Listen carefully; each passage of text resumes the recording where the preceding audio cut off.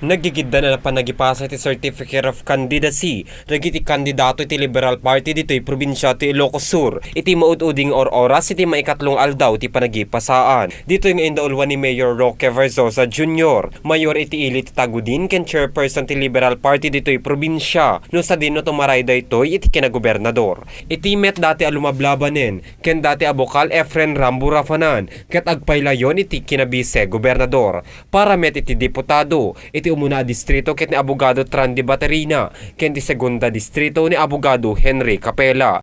Ngem kasakbayan at tinurong da iti Comelec napanda pa iti Palasyo Arsobispo para iti ababa pa nagkararag babayan ken Arsobispado Salgado. Kalpasan dayta nagmartsada kagidnan iti supporters da nga agturong iti Comelec. Kinuna ni Mayor Verzosa nga bendisyon ti apo ti panangpili da iti may katlong aldaw nga agipila para met ken Attorney Baterina lucky day na iti 3.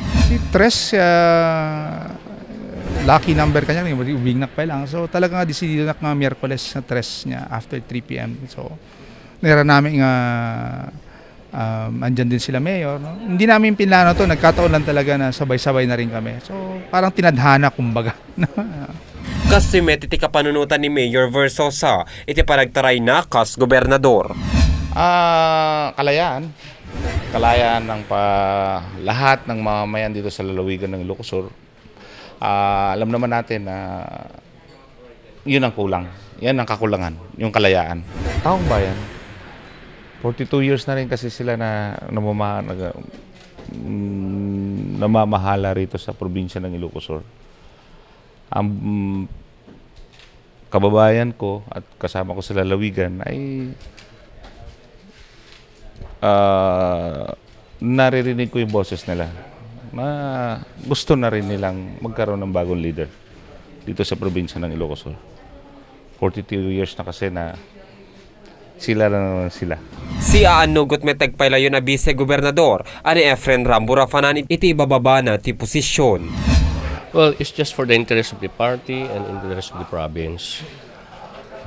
Di naman pwede na magiging governor ako. With due respect to Mayor Verzosa, who is the LP chairman, will give him all the rights and respect as a provincial chairman of the LP.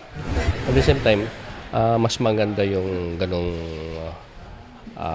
team dahil ako, kaya ko namang bababa just for the sake of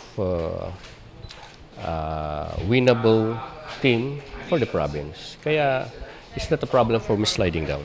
Daytoy met iti nang idoron ken abogado Henry Capella nga tumaray kas diputado ti may kadwa a distrito.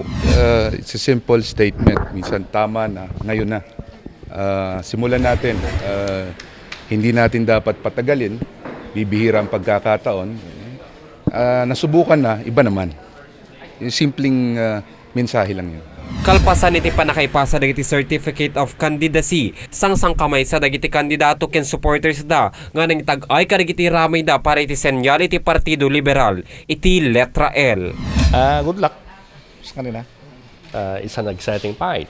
Alam mo, ang ganang pakiramdam dahil Pagpapail pa lamang ng kandidatura, panalo ka na para bigyan ng alternatibo ang mamamayan. James Castle, Core TV News.